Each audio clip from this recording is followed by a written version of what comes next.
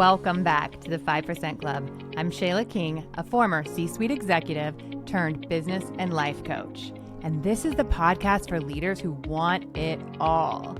The promotions, the paychecks, and luxurious amounts of time for the things that matter most. Each week, I'm going to teach you from my performance and happiness formula what it takes to rise to the top without burnout and overwhelm. Work less, make more, and design a life you love. That's what we do in the 5% Club. Let's go. Welcome back to the 5% Club podcast. I'm Shayla King, your favorite executive coach, and today I am here with one of my amazing clients, Dr. Wendy Crossman. Hi, Shayla. Thanks for having me. I appreciate the opportunity to speak with you again. Yeah, I'm excited to talk with you. It has now been 9 months since Wendy spent a year with me. So you're going to really get a chance to hear not only what she went through in one-on-one coaching for a year, but also like what stuck, what is still having impact later. So that will be fun. As we jump in, Wendy, will you give us a little bit of background on who you are, where you're at now, and then take us through where you were when we started? Yeah, so like she said, I'm Dr. Wendy Crossman. I am an executive at Encora. It's an aerospace company. I'm vice president here. I joined Encora in January of this year after leaving a role that I had been in for 28 years. So a lot of new stuff for me this year. Same job, same industry, but new stuff as well. When I met Shayla, I was in a little bit of a crisis. I really needed some direction, and I needed somebody to give me some clarity and some ideas about managing not just my career, but my whole life. What Shayla was saying really stuck with me. And so here I am, thankful and much happier. So thank you. Yes. Wendy had actually reached out to me in my DMs on LinkedIn. Most of my clients come from LinkedIn. And shot me a message and said, I want to coach with you next year. I want to start in January. And I was like, okay. So, normally the process is we have a consult first and we really talk about what you're needing and looking for. And there's a couple of things that I ask from all of my clients. And it's that first, you believe in the inevitability of your dreams and goals coming true. Second is that you're willing to do uncomfortable things. And third is that you're willing to have fun along the way. So we did end up scheduling some time to chat before we jumped into coaching to make sure it was a perfect fit on both sides. But will you tell me, why did you reach out like that? And what made you think that I was the right coach for you? Well, I reached out because I was kind of at an impasse in my life. I had been in a career that I'd been in for a long time, in a work environment that was somewhat hard to be in sometimes. Very fast-paced, very demanding, right? Yes. And there was some uncertainty with the company's future. So that's just a lot of macro stressors in general, plus anything in your area, right? Right. Plus, working a lot of hours, trying to balance being at home and being with my family and trying to be at work. So I had kind of gotten to a place where I needed some direction, more than just my work direction, but my life direction. And what connected with me from Shayla was she really was looking at how you live your life. How are you living your life to the fullest? How are you getting what you need out of your life? And a lot of the coaches I had been working with were really, how do you go forward in your career, or how do you work well with people at work? And I was really looking for the whole thread, the whole string of it. How do I function as a person on the world, on the planet, to do all the things I'd like to do, plus have a career? And Shayla brought me that. Yeah, one thing that's kind of interesting about Wendy is that her company ended up offering to pay for her coaching. And she said, nope, I want to do this on my own because I want it to be, I don't want to feel any guilt about it not being 100% work focused. I want to talk about whatever I want, and I want it to be more holistic. And we did talk about both work and a lot of life. So I just think that's interesting that you were willing to invest in yourself and had worked with coaches before, but knew that you were wanting like the full executive life coaching. And I just think it's weird and hard to coach somebody on just work. Yeah. Because I want to work with executives and they have a lot of needs. And sometimes you have a need of, I got to get ready for this board presentation. And sometimes you have this need of my mother-in-law is driving me crazy. Right? And whatever it is, and that's not a Wendy specific one, I mean in general. Whatever it is, I want to be there for that human to grow and learn and evolve and help them through their full life.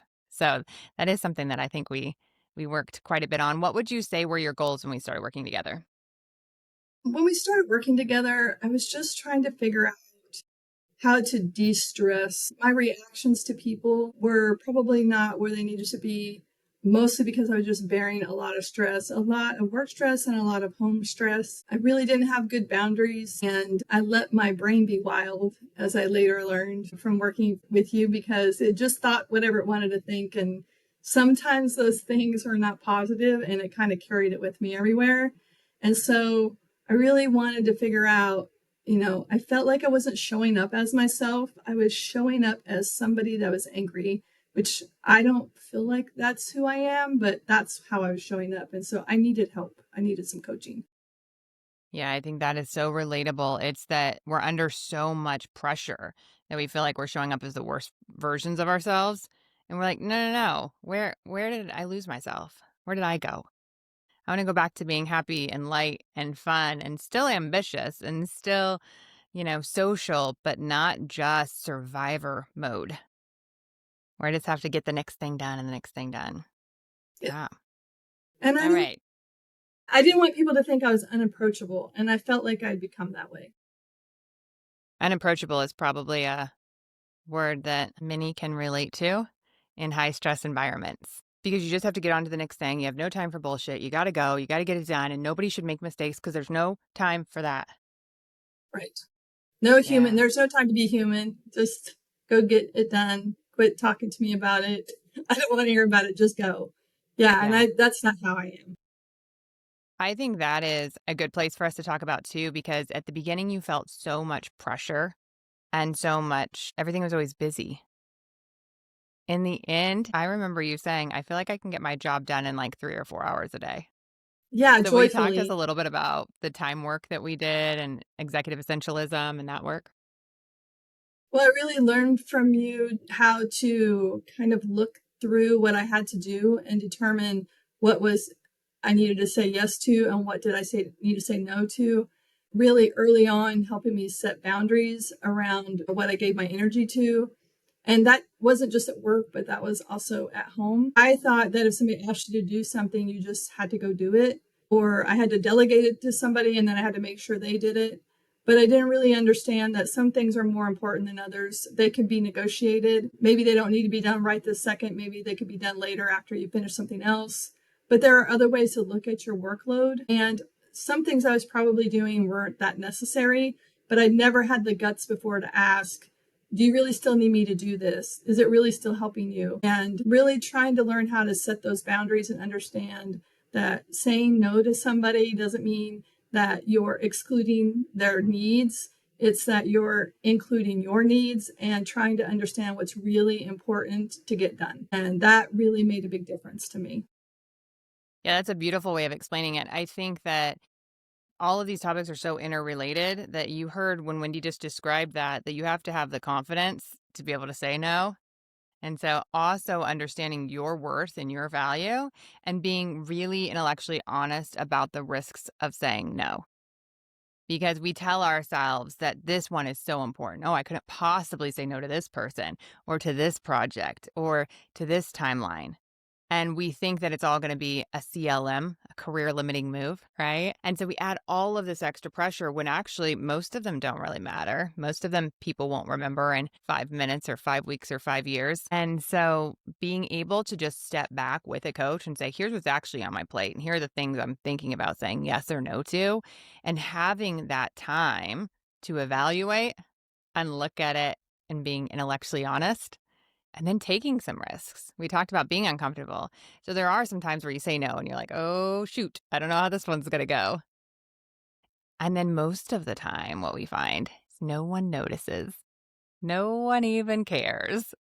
So it's kind of a beautiful thing that it's not as risky as we first think. But this is some of the work that we start day one in coaching.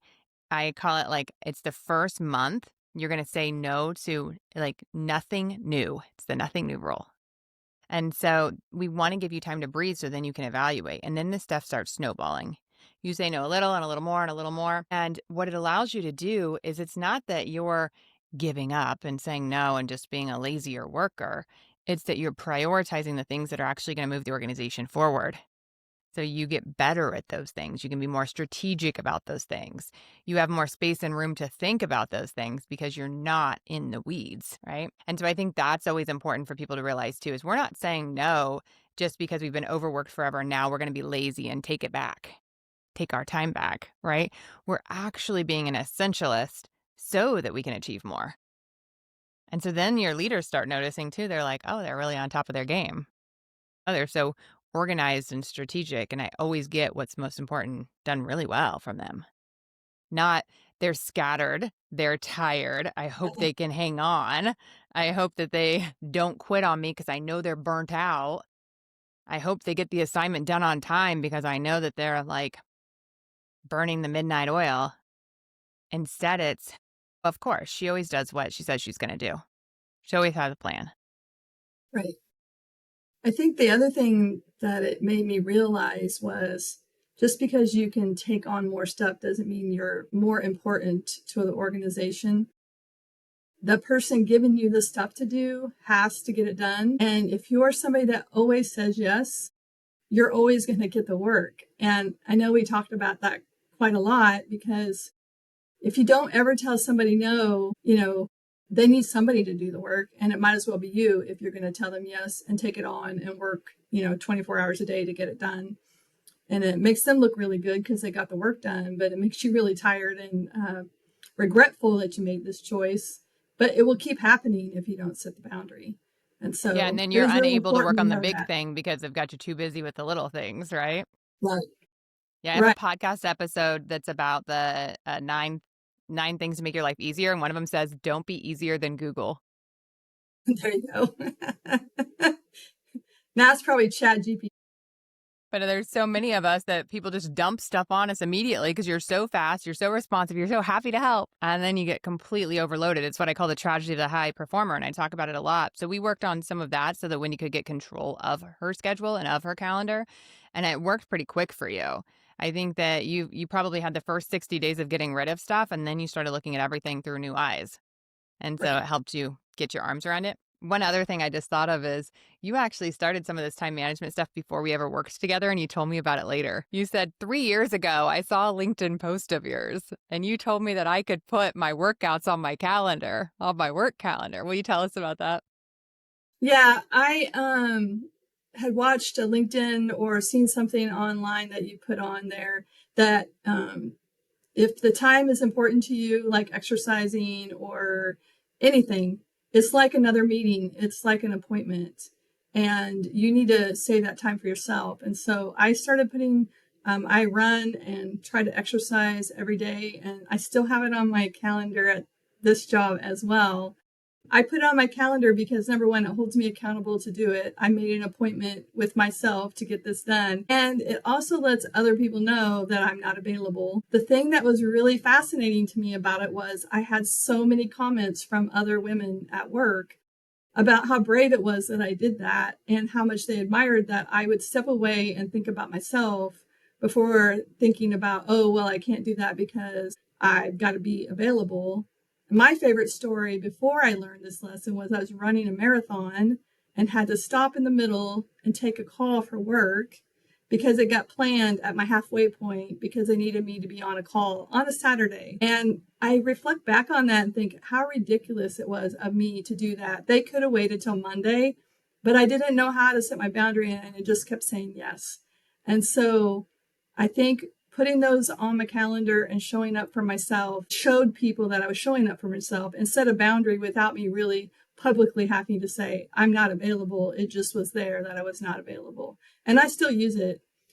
Nobody ever puts a meeting on top of those meetings because they know I'm not going to show up. I haven't heard your stopping at the halfway point story before. That's crazy. Yeah, I know. I just thought about it the other day when I was thinking about this. Is like, man, I was so bad because I would just do whatever they asked me to do. And I said, oh, I'm running a marathon that day. And they're like, well, what time do you think you'll be at the halfway point? Do you think you can get on the call?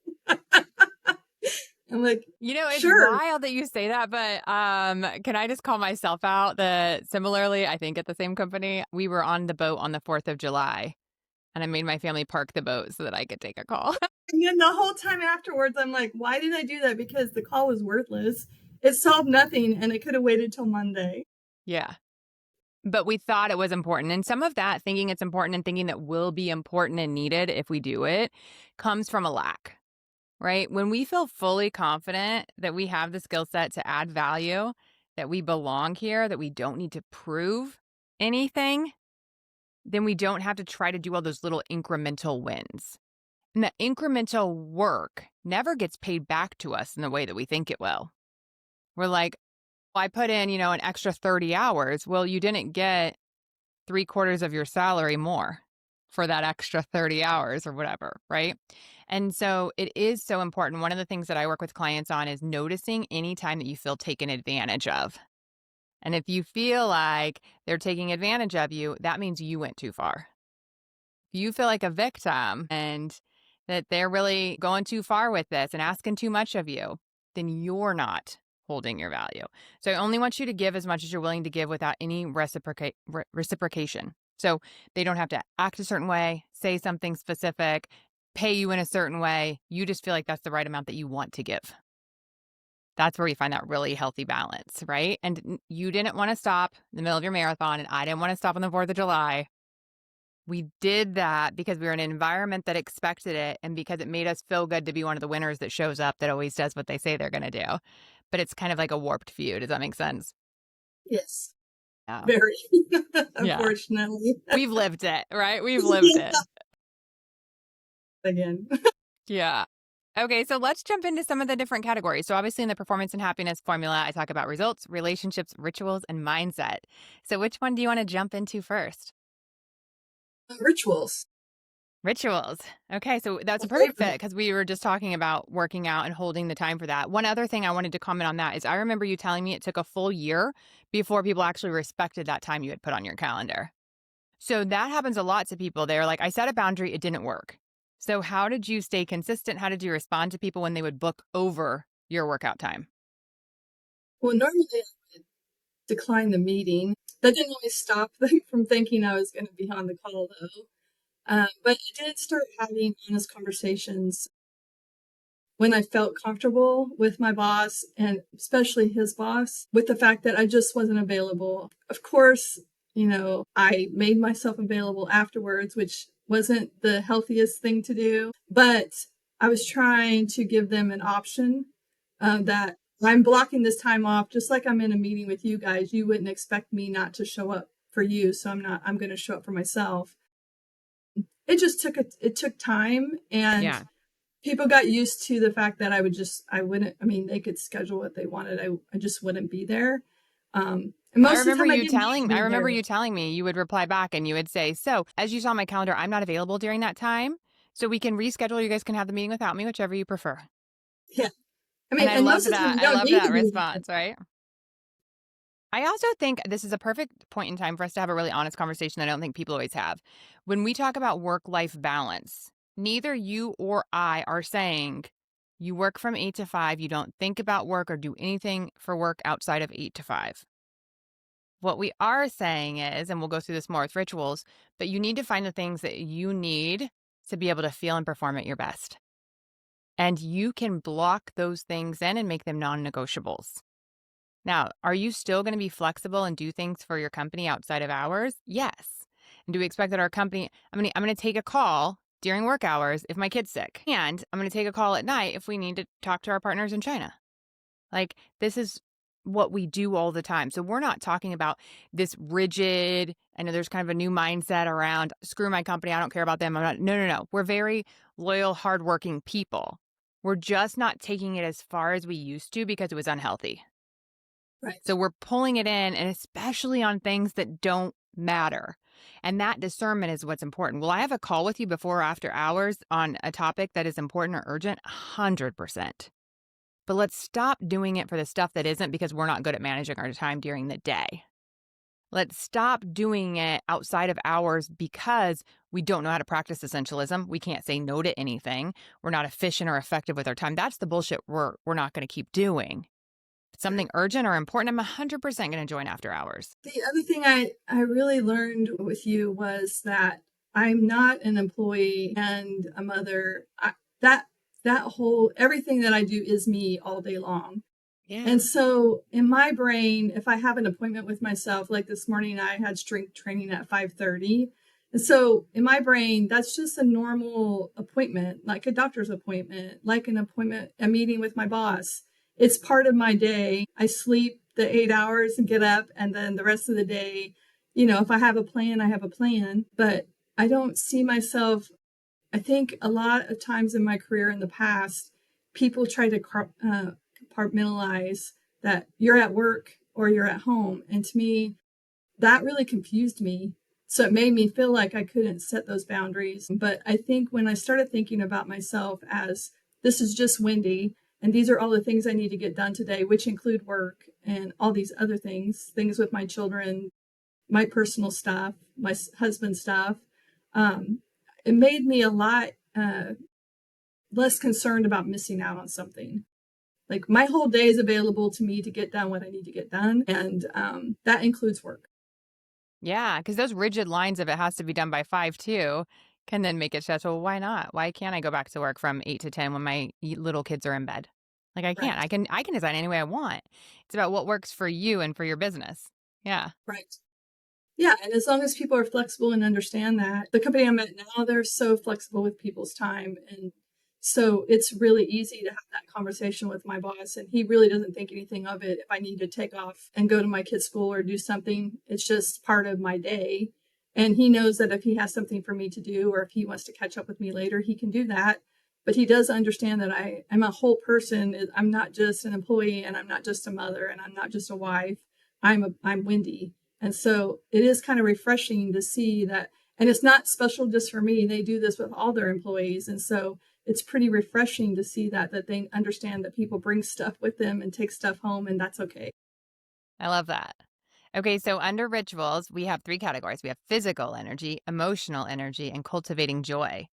So, will you share with me a tip for each one? What's something that you recommend that everybody does under physical energy? Um, Physical energy, you got to keep moving. I already did this when I first met you, but I have added a few more days of strength training.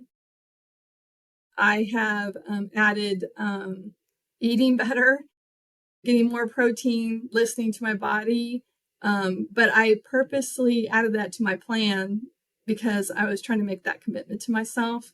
And so I just enhanced some of the things that I was already doing, but it did prove to me how important it was for me to have it in my plan because I know so many people that don't do that and then they just don't get it done. It's just not part of what they think their days are going to be. Yeah, and So most that was people, so we talk important. about the 5% club. The 5% club knows their recipe for health. We know what makes us feel and perform at our best. And that recipe, just like you're making a recipe for a cake, has certain ingredients and certain amounts. That's what we have to figure out for ourselves. And I use this analogy where, like, we'll have a plant in our house that's dying, and you can take a picture of it on an app and it'll tell you, oh, this one needs more water or light, or eggshells or coffee grounds, right? And it knows exactly what it needs to thrive. And yet we'll go our whole life without figuring out exactly what we need to thrive. And that's what this is. And so, yeah, Wendy's been very, very fit her entire life. She was in the military. She's ran marathons. Last year, what'd you do? A half marathon every month? Yes. A Half half marathon marathon. every month of the year, right? So this is a fit woman we're talking about. But she's like, how else can I dial it in, and how can I find my personal recipe to feel my best? And so those are great examples of ways that you just try to keep dialing it in to get to your sweet spot. Right. What about emotional energy? I really learned to understand what I could give to people and set boundaries, something I never thought I could really do. I talked a lot to Shayla, especially boundaries in my personal life. And, I don't feel guilty about it anymore. I just show up to people, I let them know what my boundaries are, and really it's up to them to accept them. And I was talking to Shayla about, you hear all the time you can't change people, which takes too much energy. but you can tell them what you're willing to do to help them. And they can either be okay with it or not, but that's really not up to you to decide, but it is up to you to decide what you can give them. And I never, in a million years would have thought about that. And that didn't just work at home. It also worked at work. And it made me so much happier because I knew where my boundaries were and I knew when I crossed them and I knew the replications of me crossing them, like what it did to myself personally, because people will always push you to see if you will change your boundaries. But it made me so much happier. Yes, we Guilt-free spent happiness. guilt-free happy. I love it. We spent a lot of time on really knowing like who you are and what you want. And then so that you can define those boundaries and where do you feel powerful? And so how do you find that power in the middle? And it's not being like stepped on and it's not being aggressive. It's that calm power in the middle. No, I'm just going to hold this truth for me. This is what I need. I'm not mad about it. I'm not judging about it. This is just what I need. And so I think you got to a really beautiful, calm place with being able to declare that. We talked about a specific family member where you had to, kind of set those new boundaries that hadn't been there before. And it may not turn out the way you want, and that's okay. Yes, And it's okay. so, yeah. And I think that, I'll give a quick analogy of what a boundary is. So a boundary is if you smoke in your car, I'm not going to tell you you can't smoke in your car. You can do whatever you want. It's your car, it's your body. You can do whatever you want. But if I'm in the car with you and you smoke, I'm going to get out. So if you do this and it affects me, then I have a choice. And I'm just letting you know what I'm going to do. You can still do whatever you want. So that's that balance of a boundary where I'm no longer trying to change them. You do whatever you want, but I'm going to do this. And so Wendy kind of really mastered that process, both in her personal life and at work. Yeah, made me so much happier. Yeah, I love that. Anything else for emotional that comes up for you? That was the big one, I Okay. think. And just, I think you had me start doing I do some meditation too.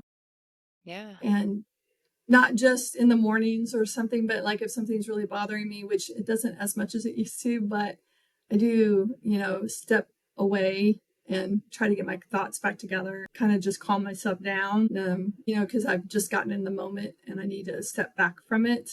And I did learn a lot of that through meditation, but I do still meditate in the mornings before I get going, just to remind myself about that muscle that I have if I need it during the day. It's a good Yeah. practice. So practice what you want to do.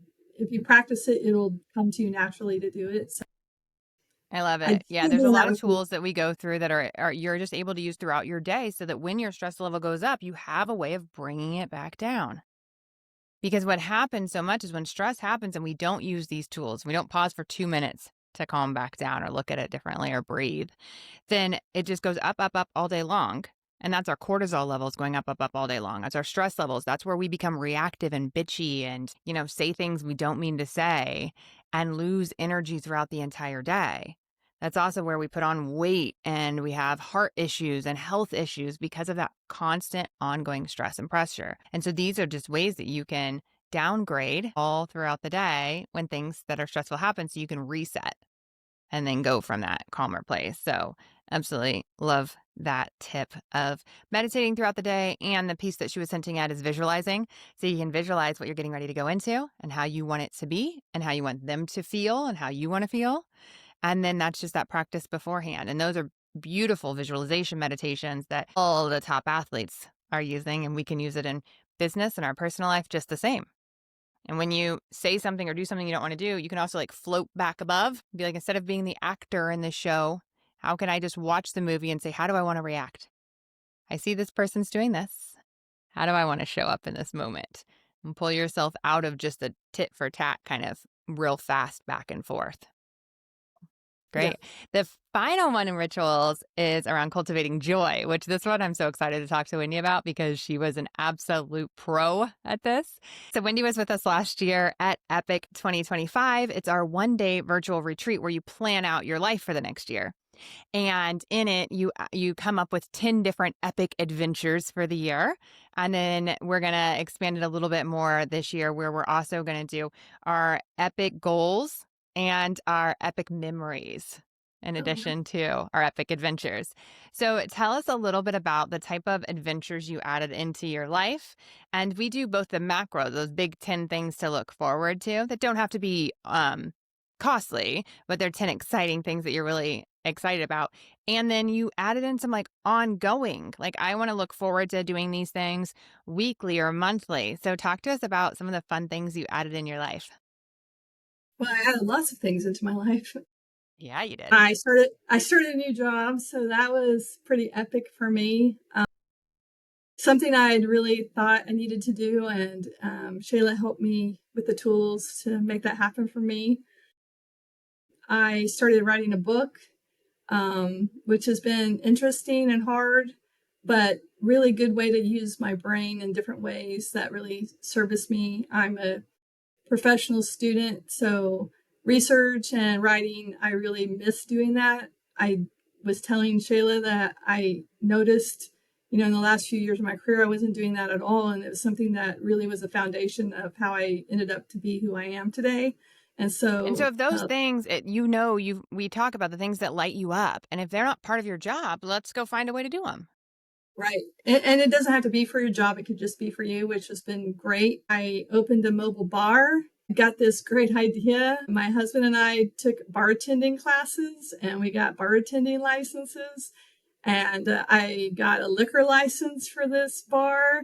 Like I did all the things. I've never started my own business before. I've never had an LLC. I've never dealt with trying to get a license for something. And I can tell you, everybody was so nice along the way because I was a lot more courteous to them. They're only trying to follow what they're supposed to do. And I understood that and gave them some grace. And so they were so much more helpful to me than I probably would have been, a year before then. I've traveled a But lot. I want to go, let me go into the bar a little bit more Okay. first. Like Okay. what I love Sure. about the bar is it's a fun entrepreneurial journey where you got to learn and stretch in a different way than you ever had before with even just the setup type of stuff. And Right. I think it's so fun too, because listen, Wendy is not doing this bar to pay the bills.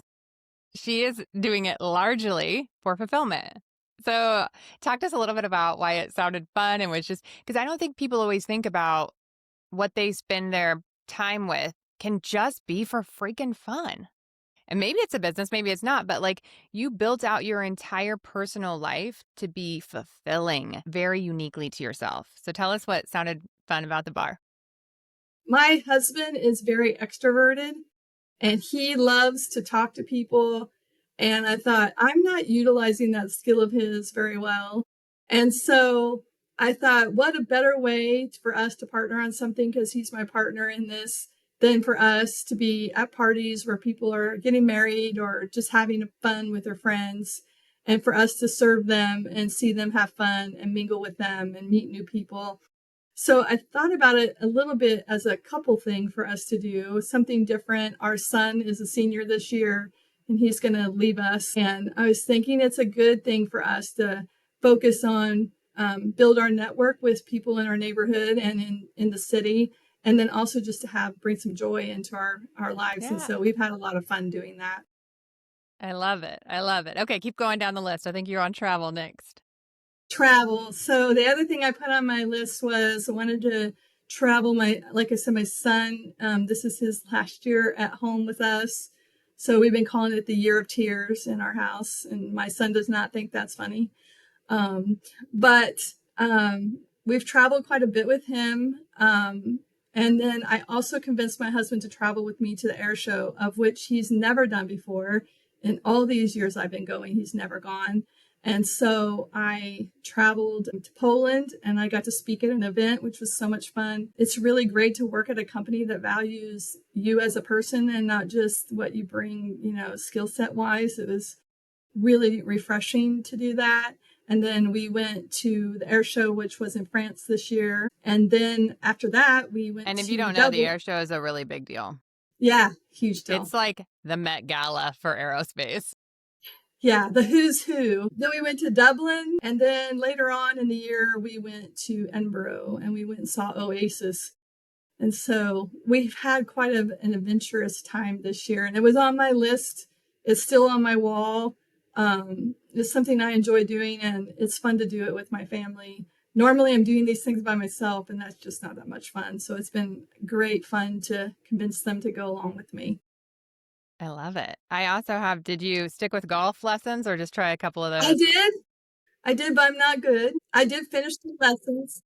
But my husband's happy that I've at least tried, and Yeah. he loves to golf, and that's his dream, that we'll be golfing together when we retire. I think I'll be driving the cart and he'll be golfing, or I'll be putting or whatever. But yes, I Yeah. did finish the lessons. I did try.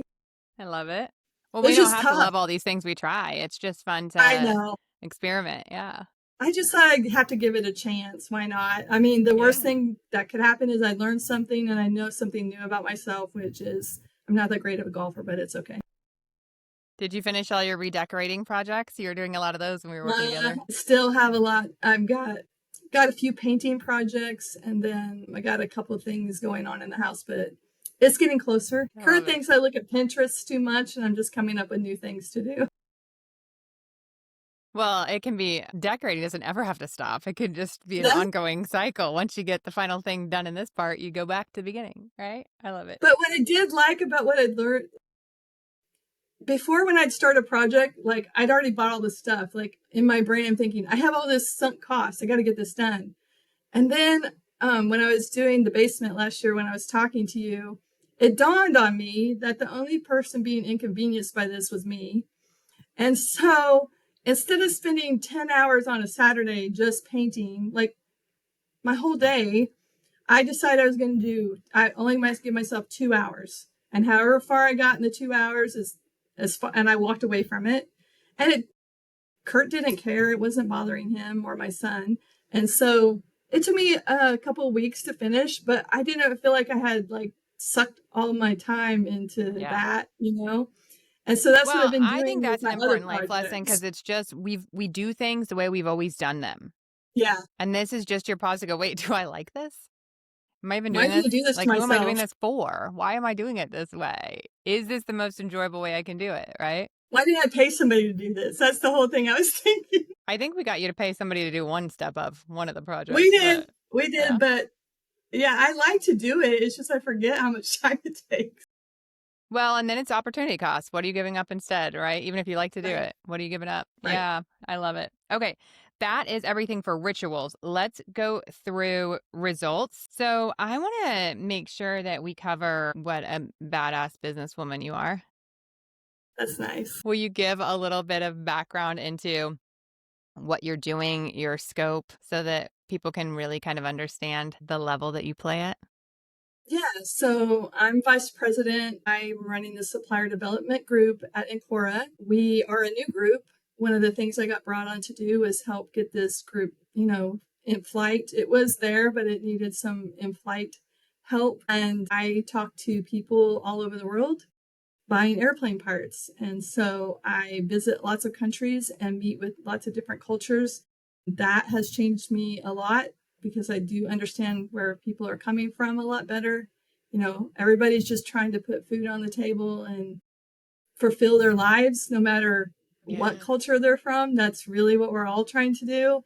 And so, whoever thought this little girl from Wichita could do these great big things, but I have done that. I have my doctorate. I used to be a professional student with a full-time job. I have 3 master's degrees. I was a teacher. Basically, Veteran? I'm a veteran. If I have it in my mind to do it, I know I can do it. It's just the way I was doing it was like my painting. I was just all in on that thing and I couldn't do anything else. Like I was paralyzed. I wasn't able to manage that time. And And it sounds like it's you really felt that changed way me. when you were working when we met as well. Like, Yes. work is stressful. I am all in on work, and I just feel like there has to be more to life. Right. I was just all I couldn't separate what I was striving to do from what I needed to do to keep myself balanced and happy. I just thought the prize is there. I've got to push myself to get it done. No matter what got in my way, no matter who got in my way, no matter who got hurt along the way. And it's really not a good way to live. And so, it's a good reflection on your whole life when you think about all the things you've accomplished and the way that you accomplish them. it's good things to accomplish things, but it's also good to kind of balance it out a little bit. Yeah, and I think that's where a lot of my heart and passion is to help leaders enjoy their life while striving for success. Because what are we doing this all for? If we climb the ladder and we make the money, but we're just so zoned in that we don't even have a whole life. And we're so stressed out that we end up with medical problems. And we are like, okay, I'll enjoy myself when I retire. And then I don't have much energy. Right. And so I want people to enjoy their life while they're growing and while they're maintaining high levels of success. And you were able to pull out so quickly from just being head down at work to start adding in all of these fun things. And I think, I mean, maybe you added them in one at a time, but even when you just started with the book, I just saw this openness that came out of you and this creativity. And you're like, oh, wow, life is fun. Yeah, Life I can forgot. be novel and like playful and whimsical and creative. And it doesn't have to just be about my meetings during the day and carrying that home at night. I also think it helped me think about using my brain in different ways. Think, I had a very long career. I'm very thankful for it. I'm very lucky about it. But um, I really only thought about that all day long. And like writing a book, I don't know anything about that, but it gave me an opportunity to try to do some research and understand, okay, what do I got to do? I took the master's classes like you suggested. I did all those things because I went from being like a student all the time to just being at work. And so I quit using that part of my brain, that exploratory part of my brain. And I think it was so important for me to realize that I'm missing out on some of the other things that I really like to do. And it's nobody's fault but my own because I'm just not making time for them. Yeah. And so So that talk was to me really about, great. I remember you saying that you came home and Kurt was like, you're different. Tell us about that. Yeah, I think he sees that I'm joyful again. I think trying to climb the ladder and all the things I was trying to balance, it sucked the joy out of me. And I wasn't really the person he recognized anymore. And, it does take a toll on people. They don't know what to do to help you. There's really nothing they can do to help you. And I think he understood that I took some of my time back, not just my work time, but my personal time as well. I stood up for myself, and I think he was kind of waiting for me to do that because like you said, somebody else can't do that for you. You got to do it for yourself. And you could tell somebody that many, many times, but until they're ready, they're not going to do it. And so I think that he feels relieved and proud that I finally kind of just stood up for myself and gave myself my time back. Yeah. And I remember you saying, yeah, Shayla taught me how to not keep ruminating on the bad stuff that happened at work that day. We Yeah, call that the doom loop. yeah, it's bad because you just bring it home with you. Like it never stops. So I did learn from you about getting my brain to think about other things. I mean, I would even dream about work. I felt like I was at work 24 hours a day. And so Yeah. now I don't even dream about work. It's just now I was dreaming about the paint I need to finish the other night, and Kurt was laughing at me. But what a way to have a full life. I absolutely love that. You talked earlier, you hinted towards it, and I'd love to unlock it more around how we get to control our brain and how we talked a lot about neuroscience and that. So, will you go into what you learned about your brain and what to tell it to do? Yeah, I learned from Shayla that my brain is wild, and without giving it a plan or clues, whatever it thinks that I have a problem with, it's going to keep ruminating on it and try to solve it, even if there's really nothing to solve. And so you get in these loops where you continuously think about the same things over and over again because there is nothing else for your brain to do but that. And it's pretty dangerous because it causes you to be depressed. You're kind of stuck. And so I never really thought about my brain like that before. And so it was really refreshing to me. I should have thought about my brain like that because, I have a child that's schizophrenic and that's what his brain does. It gets stuck. But I never thought about my brain that way. And so it's so helpful to me to think, I need to think about other things. I need to have a plan for my brain. My brain needs something else to do because what I've done to myself is cause this do loop that I can't seem to get out of. And so that was when you had that day, I was like, oh my God, I never even thought about this before. Wow. Yeah, I love it. There's So always a great. moment in coaching where you're like, this was worth the whole year. This right here, Yeah, right? it's so Learning how to stop awesome. the dupe loop. I know. It was so great. Boundaries in the do loop. I mean, I don't Boundaries in the know. do loop. I love it. Yeah, the being able to, we call it intentional thought creation, is where we like think on purpose. And so we use a tool called the model as well, and we learn how to name our inner critic and interrupt the doom loop. And so there's just a lot of tools that we use in this process, but it does help you to rewire your brain. And the only thing that's ever been proven to take off these negative thoughts is constant repetition of new positive thoughts. So we spend time as well saying, what do we want to think about and how do we want to think about it? And so it's part of the reason that this work is important to continue, because you've got to have that repetition until you get that switching point on some of these thoughts. And we have human brains. So I still have, they're called ants. That's the neuroscience term for it, automatic negative thoughts.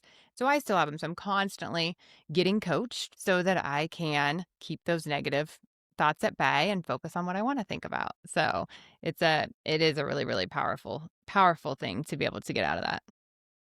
I think also I learned to notice it because I think my brain was on autopilot. And so I Yeah. wasn't thinking about it in the way I should. And today, if I have something like that going on, I'll be like, I notice it so that I can interrupt it.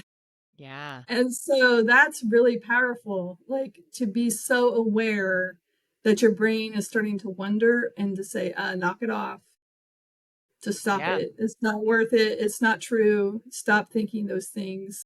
It's just yourself talking to yourself. You're thinking about things that aren't real, or if they are real, you just put them on a spiral and now they're bigger than they probably are. So I am thankful because I will do that. I'll be like, oh, nope, Shayla's going to come get me. She's going to tell me to stop. No, but you're exactly right. So I always talk about being in the 5% club. 95% of people let their brain run on autopilot. It's just happening to them. They're like, I just don't feel like it today. I'm just having a bad day. I just feel tired. I feel sad. I feel exhausted. And just like letting their brain go on its own. What the 5% learn is first awareness. It's exactly what Wendy's saying. You first have to be aware of what your thoughts even are, and then to know that you hold the power to change them. And so you just brought up, sometimes things aren't true and we're telling ourselves that story. Sometimes they are. And what I always say is, yeah, but I get that they're true. But when you think about them, if you feel like shit, then why are you thinking about it? We don't have to think about things that don't make us happy. It's the number one thing that changed my life. We don't have to think about things that don't make us happy. And so having this awareness to even see our thoughts, and we do this through a lot of different tools, but I mean, even just journaling and thought download is one of the way we dump everything out. We see what our thoughts are. We see some red blocks and some yellow blocks and some green blocks. And we go, you know what? Those red blocks are fire. I want to bring those with me. I'm leaving those yellow blocks behind. They are not serving me. And you have to be able to see it. And so what Wendy has learned to do is if she doesn't feel the way she wants to feel or not getting the results she wants to get, she can stop and go, wait, what am I thinking in this moment? And is it serving me or do I want to change it? And so that's really where the power comes from. So I love Yeah, that. it's Okay. awesome. How about, and I think we're talking about your whole life here, but we definitely did work on work stuff too. I know, I always but say I everyone comes to think me for the promotion or the pay, but then all they want to talk about is the happiness afterwards. They're like, no one ever hires me to be happier. They hire me because they want money or they want a promotion. I don't know. I think that though, if you're bringing yourself, you bring yourself everywhere, and so if you're happier at work, and people want to work around you. I think that one of the things I also learned is that people want to help me, and you help me understand that even at work when I was Yeah, starting let's to talk. look for a That new goes right job. into relationships. Talk Yeah, to me about that, Wendy. I know where you're going. People want to yeah, help I you, huh? still always. But I didn't believe it because I remember telling you, why would they want to meet with me? I don't understand what you want me to do. So Shayla was encouraged. I was starting to think I needed to go and look for something else to do. Shayla goes, well, let's go clean up your LinkedIn. So she helped me do that. And then she said, here's what I want you to do. I want you to set up coffee talks with people, virtual coffee talks with people. And she goes, they will talk to you. It'll be okay. And I'm like, why would they want to talk to me? I'm not that interesting. And she's like, you're more interesting than you think. And so they did actually talk to me. And so I was so You still say it surprised. like it's a surprise. I They did know. actually talk to me. Still, I still, This is the introvert in me. I'm always Meanwhile, let shocked. me point out how many people were reaching out to her, and she was so glad to help. And I was like, Yeah, you know how Karen just reached out to you and asked for help? And she's like, yeah. I go, how did you feel about that? She goes, oh, I was really excited to help her. And I was like, so people are going to feel that way about you, right? yeah, It's going to work it's in so reverse. weird. Yeah, it does. And so I started doing what, she prescribed to me to do, my Dr. Shayla, and it worked. And then I Who know, would have and thunk it? then, I know. And then she recommended that I reach out to people that I'd worked with before, that I had good relationships with, just to see how they were doing, not to ask them for anything, but just to say, hey, I was wondering how you were. I haven't seen you for a while, and I want to thank you for the time that you spent helping me grow my career or whatever it was. And that's where I got my good job leads. And so I interviewed for a couple of jobs, but the one that I really took was because I had a connection with somebody here that I really admired and respected. And I knew that they were running, in Cora in a way that would be someplace I'd want to be. And so I would have never done that had Shayla not suggested it. My LinkedIn was a mess and I didn't really use it in the way I should. And so that was so helpful to me. And this job really my new job really makes me understand that I have been cultivating relationships for a really long time. I've been surprised how many of people that I've worked with over the years, suppliers, not just people that, worked at my old job, but suppliers have reached out to me, gone to lunch with me. The air show was like old home day. I saw so many people I hadn't seen in so long. People, I'm dealing with some of the same people I dealt with before. They always make good comments to my boss about me because they've known me for so long. I never really understood that power of relationships and how important it is. And now I tell everybody how important it is, but I just never thought that I built those relationships. I just thought that everything was transactional. I didn't really think that I was building relationships. And so I appreciate that you pointed that out to me and that you showed me the way. And now I have a new job and I've been really happy this year. So thank you. I love that. I was really proud of you through the process.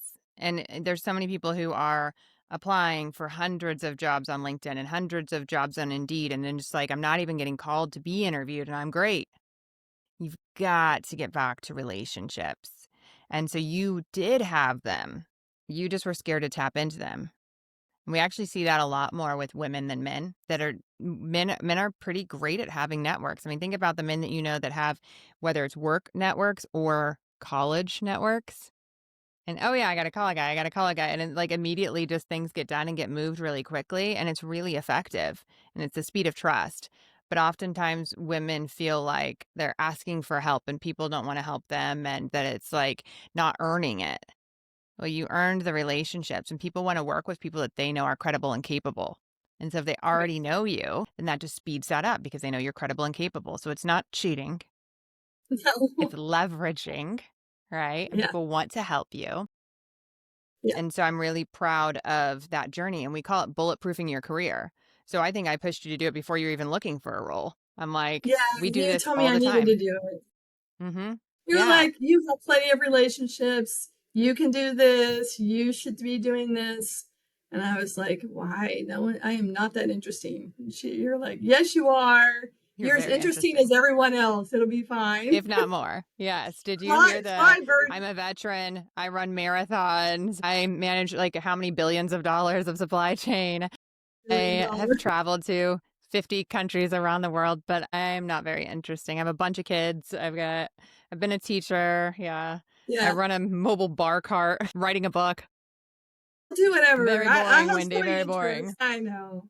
I just think I feel like a little bird and you needed to push me out of the nest. Like, I just needed that. You can That's why I do think this. coaching I can be swear. really powerful to have someone that believes in you and is like, no, I got you. Like, I'm by your side. We're going to do this together. You have to be brave and go try some stuff, but I'm going to be right here for you if it works out or if it doesn't.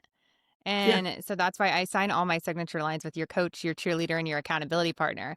And I think on some of this, I had to cheerlead to get you to go do it. And then I had to be your accountability partner the next week that, like, you got to tell me that you did it. And I think that can be a really healthy and helpful way of getting momentum and taking that massive action. Yeah. I think it's And your great. timing couldn't have been better. No, it was perfect. I needed it. Like Yeah. I knew deep down I needed it. And, making that connection with you really changed so many things for me. I always tell everybody that they should just be with you all the time. Well, thank you. Like, Thank I you. You don't can know why you guys aren't using Shayla. You'd be so much more happy. Just go do it. I know. You're I'm worth trying. it. Go do Now it. we're going to get everyone into the performance and happiness lab, which will be so fun. So it's the group container, and they're going to not only get time with me, but get to have that peer network immediately. And then it's 12 weeks of learning about results, relationships, rituals, and mindset. So I'm really excited to be able to serve even more people that way because there's only so many one-on-one spots that are all filled up. But I think that I've worked really, really hard for the last 18 to 24 months to build out this program in a way that delivers even more results quicker and adds even more value through that cohort that they'll get to be Yeah. a part of. Anything Well, you it's would say really, to someone considering joining? yeah. It's about, I think the community part of it, because I think sometimes when I'm telling you things, I think I'm the only person that had this problem, but I really know that I'm not. And sometimes, I have a community that I run with and that we hold each other accountable. I mean, even if we're not trying to, we're not pressuring each other, but because we're part of a group and we're part of a community, we're there for each other through bad times and good times. And so I think that that's great that you're building these communities because they will last forever, right? People will reach out to each other forever. So I think that's a great thing. You're not Yeah. alone. Yeah. You're not alone. And in addition to like having some of the similar problems, I want everyone to hear everyone's wins. I feel like so blessed that every week I get to have a call with clients and hear about these amazing things they're doing and these amazing epiphanies they're learning and like things they're changing or results they're getting. And I'm like, I want everyone to get to hear all of this all the time. So I think that's going to be really powerful too, to know what's possible. Because a lot of leaders come to me, especially women, just wondering like, is that even possible for me to make this much? Is it even possible for me to dream this big? Or can I really, I think one of the biggest things people don't believe, and I'd love for you to speak to this, can I actually have balance in an executive level role while being a mom? I would love for you to answer that one.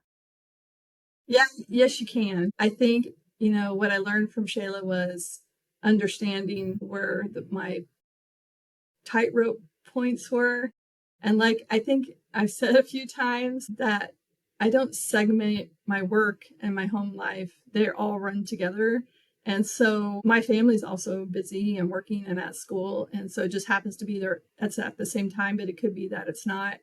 But I think you can do it all, but you got to have the right set of boundaries around your time. And then you also have to have people in your corner, especially your family. I have a great husband who you heard all the stuff I do. He just thinks I'm crazy and lets me do it. So I think your partners buy into what you want to do and your buy into what they want to do.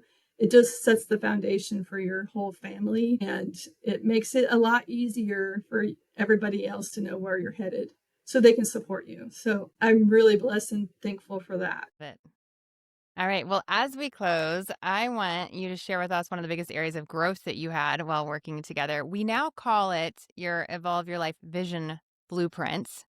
Uh, Wendy started working on it with me when it was kind of in works, but talk to us a little bit about your personal manifest. yeah, I started calling it my personal manifest because I was thinking about um, how when you get on an airplane, there's a manifest, right? That are all the people on board? Did you leave on time? Did you, all the stuff you needed, did it go with you on the trip? Did you leave anything behind? Because if you leave something behind, then you can't go.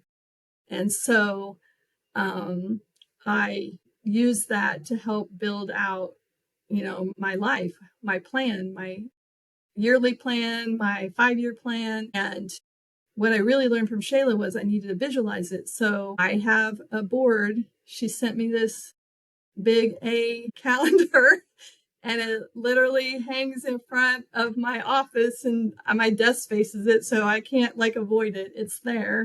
And I put all the things on there that I wanted to do and all the things I expected to do. And then I printed pictures of all the stuff. I have a picture of Evan going to college and I have a picture of me saving money for I can retire and I have all the things that I really wanted to focus myself on. And I also put it on my phone. She thought that that would, also help me. So any ways that I could have a visual reminder of where I was headed, the plan itself keeps me focused and on track. And I've already started thinking about how it worked this year. I reached out to Shayla a little while ago because I was listening to her epic 2025, like we're getting towards the end. And Yeah. I was reflecting on that. What have I accomplished? What do I have left to do? And then what am I going to do next year? I'm already starting to think about it. Yeah. Some things will stay on there because they're long-term goals, but the short-term goal things can come off and I can, think about what I'm going to do next. So So I one love fun that. thing. I love it. Yeah, we're going to do Epic 2026 this year. It'll be hosted in January. It's a one-day event where you plan your 10 epic adventures for the year, and we're going to do the epic memories and goals. And this year, the fun twist we're adding is we're going to do quarterly check-ins with everyone who Yeah, attends. So that way we that's can great. all come and celebrate and just get a reminder to stay on track. And what have you not planned yet, or what switched around that you have to change, and how do we make sure you still have the best year of your life? That's what it's all Yeah. about, because the day-to-day stuff takes care of itself. Living an epic life takes intention, takes some planning, right? And then you have the ability to look forward to it all year round, which I absolutely love. There is neuroscience behind anticipation as well. You have a really shitty, hard day at work. Well, yeah, but I'm going to Greece next month, so who cares, right? Like, it gives you some anticipation. It can be little things too. Mhm. One of the things I did on my epic this year was I took my daughter on a yoga and horseback riding retreat with no phones for 3 days. And so Awesome. it doesn't matter how big or small the thing is. It matters that it's fulfilling and exciting to you, because we only have so many years in this life. And I know that better than anyone, that it could be gone tomorrow. So I love that, creating that personal manifest and really your vision for what your extraordinary looks like for your life in general. So that's beyond the epic. That's, what are my values? Who are my people? How do I want to spend my money? How do I want to spend my time? And what does extraordinary look like for each category of my life? And that's all part of that Evolve Your Life vision blueprint. And so Wendy created what extraordinary looked like for her as an athlete, for her as an executive, for her as a wife, for her as a mom. And so then she's able to say, what's the one thing that I'm going to do this week or this month to advance that and live that? And so I have just loved sitting back and watching you continue to thrive. Yeah, it's been great. I know when I started, I had an expectation that I knew things would improve, but I probably couldn't have imagined that all of the things that you've taught me, they stuck and they still are pertinent to what I do, and I'm just thankful all the time. Every time I see you, I tell you how thankful I am, but I really needed it. You always say, I can't forget how you say it, but about every Olympian has a coach. So Wendy is a vice president in charge of 4 billion with a B dollars worth of supply chain for an aerospace company. She has her doctorate's degree. She's married and has children. She is a veteran. She runs marathons. She is an amazing leader. And she was grateful for what she had, and she wanted more. So she's the perfect example of this quote. And it's not every athlete has a coach, but every Olympian does. And that's why I say I coach winners. Winners like Wendy. It made so much sense to me. I love that quote. Yeah. And I think that sometimes, especially men, are a little more hesitant to get a coach because they think you get a coach if you're broken or need help. What would be your thoughts on why you get a coach? You get a coach because they're honing these skills that you already have, and they're finding the things that you have gaps in to help you get better, just like a running coach or a diet coach or an Olympic coach. Everybody needs somebody else on the other side helping you understand where you could get better. And that is what really happened to me, is that I was just kind of stuck and I needed somebody, outside of my circle, somebody that knew me, but they didn't know everything about me, that could really step back and say, I think if you tried this, you'd be a lot happier. I think if you tried that, you get what you needed or you get where you're going. And sometimes you need that person, that one person. And to me, that was Shayla. I love it. As we close, what would you say to someone who's on the fence about working with me? It's the best investment you ever make for yourself. People spend money on things that aren't really going to do what Shayla can do for you. It's the best money I ever spent. I would do it again happily. I really found myself again, and you can't put a price on that. So I say that if they're not working with you, they're missing out. You're welcome. I mean it. Every time I talk to you, I want to cry. So I mean it. I'm like, you're making a girl tear up over here, Wendy.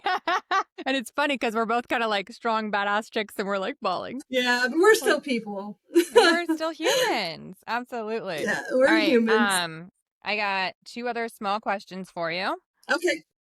How would you describe this experience in 1 sentence? Freeing. Word.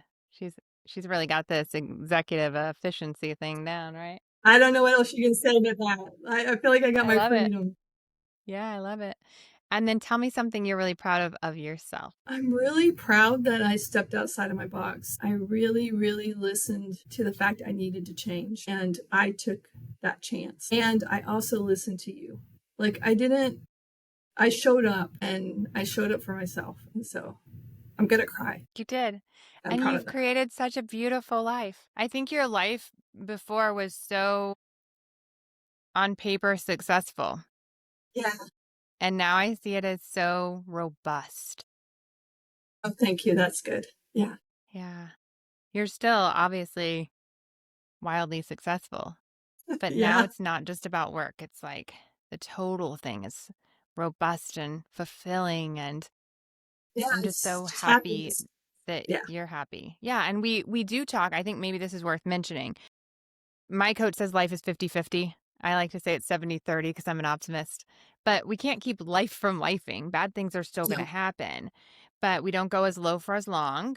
And we have the mindset to come out of it. So this isn't about it always being happy, but how do you find even more fulfillment in your life and not be just so zoned in on survival? Between getting the groceries and keeping the house up while working a demanding job and then trying to find a little bit of time to see your husband and kid. Yeah. And so instead, now it just feels like you found a perfect way to blend it all, including yourself, including Right. fulfillment for you, not just now I have more time with my kids and my husband. Now I'm still serving everybody and they're all happy, but so Right. are you. And you're taking that time for self care. And I think it's something that is really admirable. Thank you. Yeah, I Thank you. think you're I'm going to be a just huge happy. inspiration for other women on how to take care of themselves and I how to hope so. find and take time for themselves. Yeah. I wish I would have figured it out a long time ago, but that's okay. It's never too late to figure it out. It's that saying about, when the best time to plant a tree is 20 years Yeah. ago. When the second best time is today. Yeah. Yeah. It's just, I'm glad I did it. I'm glad I felt like I needed to do it and that you were there for me. Yeah. Um, Thank you for sharing your time and your story with us today on the 5% Club. Thank you. Anything Thank for you. you. You know that. Yeah. Yeah. I'll see you later. Hi, friends. I want to invite you to my workshop. It's absolutely free as my Christmas gift to you. We are ending our year reflecting, and not reflecting in a light, slow, fluffy sort of way, reflecting in a powerful way on this information is exactly what we need to up level next year. You got me? You're going to get to join us live in a Zoom room with other 5% leaders who want to work less, make more, and design a life they love. And I'm going to take you through my coveted 2-step process to not just reflect on what worked and what didn't last year, but we're diving deeper into why. We're looking at what your boss thought about it. And we're looking at the things that really set you up to get paid, promoted, and happy. And then in part 2, we're going to talk about who you were and why you got the results that you got, and who you want to be and the results that you want to get. And this 2-step process is everything that you need before goal setting for the new year. It's absolutely free and you do not want to miss it. There's no better way to spend your hour. And 5%ers know it. Non-essentialists, non-5 percenters will think, I'm too busy, this other conflict is more important. But 5 percenters know the way they grow is slowing down, taking time for themselves, and to reflect on what worked, what didn't, and what they want to do different in this way. In the way where we dive deeper into the why, the how, and who we want to be next. So I want you to mark this time on your calendar. We're meeting December 10th and December 17th. And you can go to shaylaking.com and you'll see a banner with the invite, or follow me on LinkedIn and you'll get your invite that way as well if you're not already on our wait list.